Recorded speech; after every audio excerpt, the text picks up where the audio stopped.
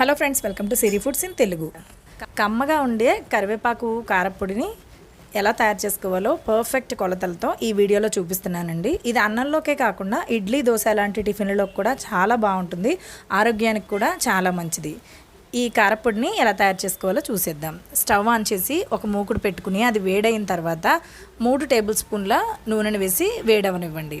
నూనె కూడా వేడైన తర్వాత 3 టేబుల్ స్పూన్ల శనగపప్పు, 4 టేబుల్ స్పూన్ల మినపప్పుని వేసుకుని మంటని మీడియం ఫ్లేమ్లో ఉంచుకుని పప్పులు బాగా వేగేంత వరకు వేయించుకోవాలి.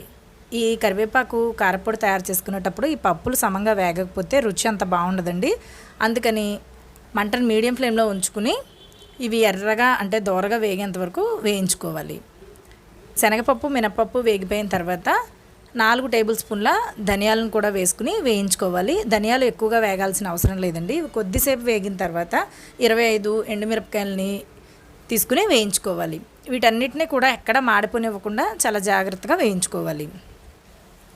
ఎండుమిరపకాయలు కూడా వేగిపోయిన తర్వాత 1 టేబుల్ స్పూన్ జీలకర్రను వేసి వేయించుకోవాలి. ఇప్పుడు మనం మంచినీళ్ళు తాగే ఒక పెద్ద గ్లాస్ తోటి 2.5 గ్లాసుల కరివేపాకుని తీసుకుని దీంట్లోకి వేసుకోవాలి. ఇక్కడ నేను చూపిస్తున్న గ్లాస్తో తీసుకున్నానండి. ఈ కరివేపాకుని మనం నీళ్ళల్లో శుభ్రంగా కడుక్కుని కాటన్ బట్టపై వేసి నీడలోనే ఆరబెట్టుకుని తీసుకోవాలి. ఎక్కడ తడి లేకుండా చూసుకుని అప్పుడు మనం పొడి తయారు చేసుకోవాలి. ఇలాగ జీలకర్ర, పప్పులు అన్నీ వేగిపోయిన తర్వాత ఈ కరివేపాకును కూడా వేసేసి 1 నిమిషం పాటు వేయించుకోవాలండి. కరివేపాకు పూర్తిగా వేగాల్సిన అవసరం లేదు. కరివేపాకు వేసిన కొన్ని సెకండ్లకి స్టవ్ ఆఫ్ చేసేసుకోవచ్చు.